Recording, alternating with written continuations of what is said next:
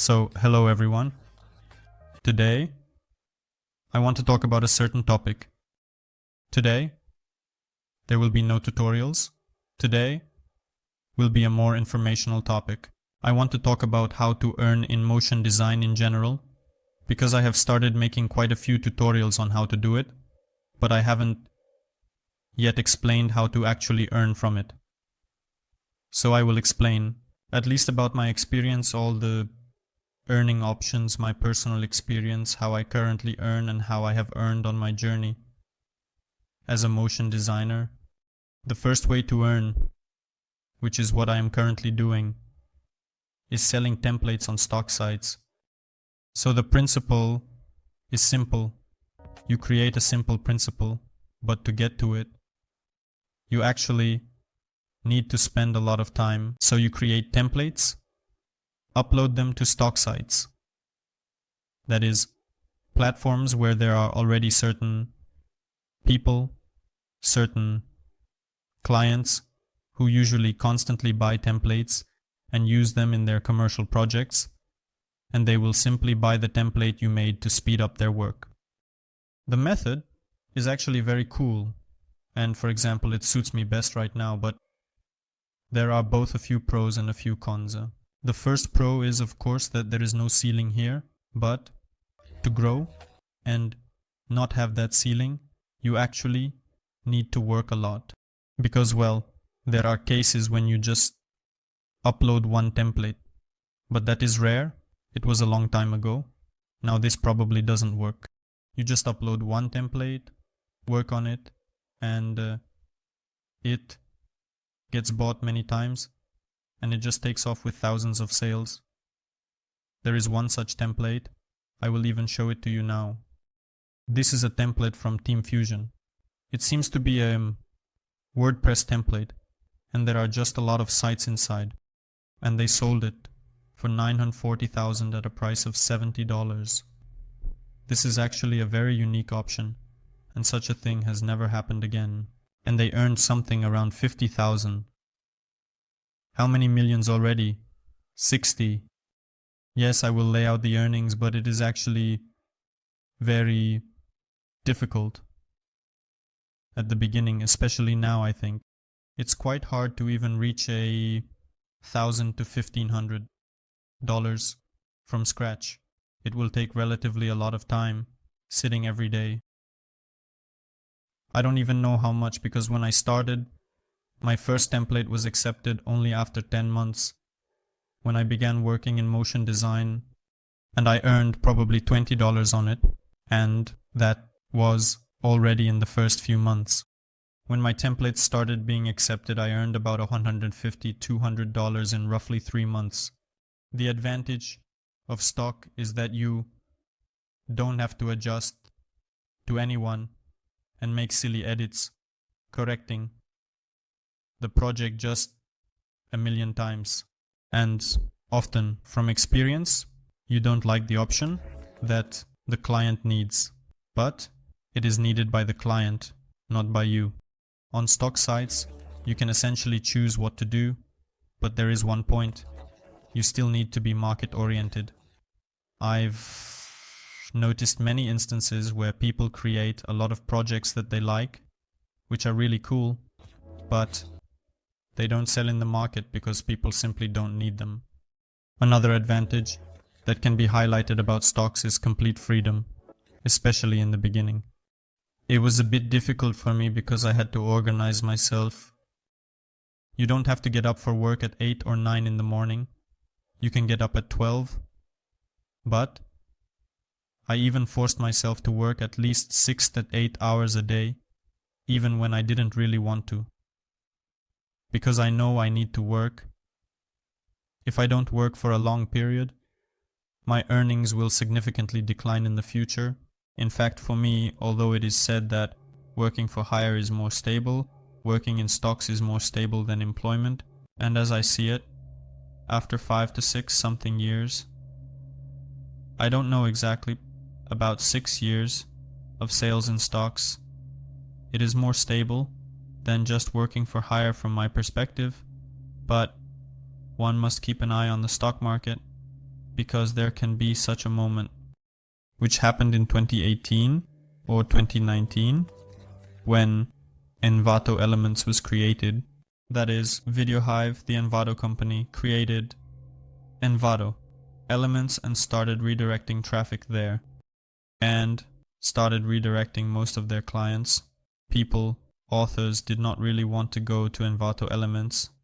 More precisely, it's not that they didn't want to go. In fact, many were very much against it. Now it is clear why.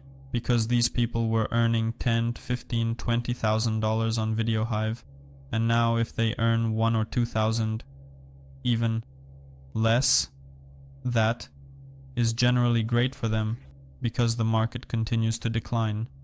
But those who understood that everything is moving towards subscription began to upload their works from VideoHive to Envato Elements. By the way, here it is. So those who started uploading here, well, they really haven't lost much in earnings, maybe even increased.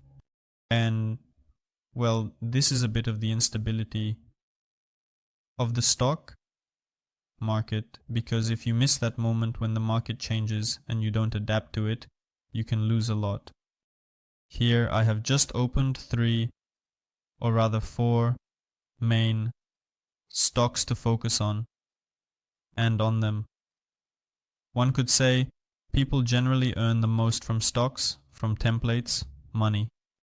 The first is Envato Elements, the second is VideoHive, the third is Motion Array, and the fourth is Artlist.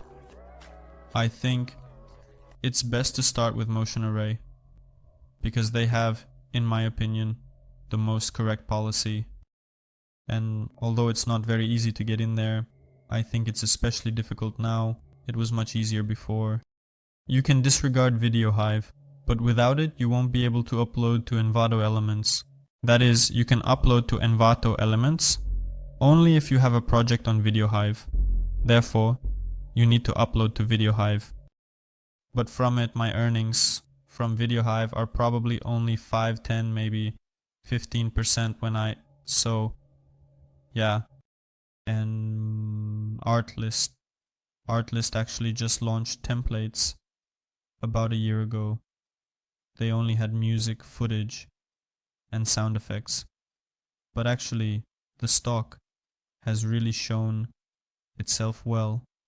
Well, in my opinion, because I didn't really place any bets on it, but it is considered a premium stock, and you can make a decent amount on it.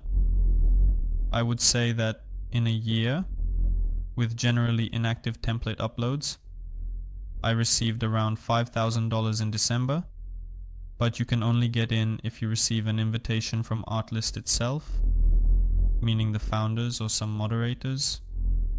I don't know, they found me on Motion Array and invited me here to become one of the first authors. I think it's quite difficult to get in there, and you really need to create something cool. But if you believe in yourself, then I think everything will work out. The second way to earn money is, of course, to work for a company. I would say it's a good option.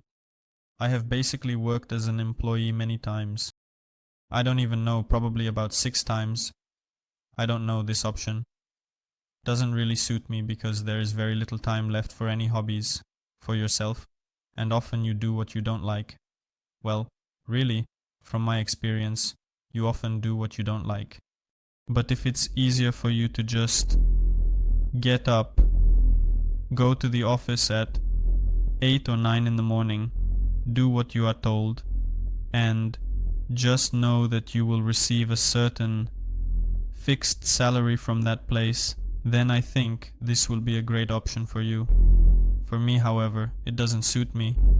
What's bad about it is that to work on stock platforms compared to being employed by a company means you don't have that networking, and basically you sit at home alone. Well, you can go out somewhere, but it won't be the same working atmosphere as in an office. There won't be networking, and you won't be able to communicate with colleagues. If it's a larger company, you are not the only motion designer, because if you are alone, there won't be much networking in this field. So that's how it is. In this regard, employment wins, And I also wanted to add whether there is any point in learning motion design at all. And just yesterday, in 3 hours, I received job offers from 3 companies on LinkedIn. So the demand, as I see it from my own experience, is there because in the last, I am constantly being contacted for work. Of course, the demand for juniors will probably be much lower, but if you can grow to at least a mid-level, it's actually not that hard to find a job. And the third option for work is to work on Fiverr or Upwork. This is, well, like freelancing, having a portfolio, creating a portfolio, and looking for clients. This option is, well, not bad, because you also, in principle, have a bit of freedom. You decide when to work, you decide what to do, but it's still, in my opinion, not very stable, because sometimes you just might not find a client. I don't know, maybe I just had a negative experience with Upwork, but about 5 years ago, when I tried to get on Upwork, I started looking for clients, and I seem to have done quite well in creating a decent portfolio. I filled out my profile quite well, took all the steps to find a client, but I don't remember exactly, I think I found a few clients. It was something like $10, $15, $20, and actually it was such a battle for clients because there are many Indians, there are many people who just do anything and anyway, but the main thing is for them to get the client. And I wouldn't say that clients have very high demands. They are just bought by price. And it's actually very hard for you to find your clients at the beginning, or you'll have to work for pennies. But I also know many people who earn $50,000, $100,000 a year and feel great on Upwork or Fiverr. But if we are talking about freelance platforms, I would rather start with Fiverr, because I don't like the AppWarp approach, meaning you showcase your portfolio, but it seems like you write to clients yourself. You look for clients on your own, offering what you do. And on Fiverr, if I'm not mistaken, you just create templates of what you can do, and clients write to you themselves, so that you do for them what you can do based on the principle that you showed what you can do. I like the Fiverr approach more. A few years ago, I even tried to switch to Fiverr more from stock, but something didn't work out for me, so I decided to stay with stock. And basically, I think I made the right decision to stay with stock. And to summarize, you have 3 options. The first option is to work on stock platforms, as I do, and I am basically trying to tell you about this. The second option is to work in employment, and I know there is demand, so it's a great option. And Upwork or Fiverr, that is, on some freelance marketplaces. I think these are not the only freelance marketplaces, so there should be demand there as well. I hope this information helps you at least a little to understand which option will be better for you. And if you have any questions, you can write them in the comments. I will always try to help you solve your problems or questions. And of course, thank you very much for watching this video and taking your time. Please don't forget to like, subscribe, and see you next time.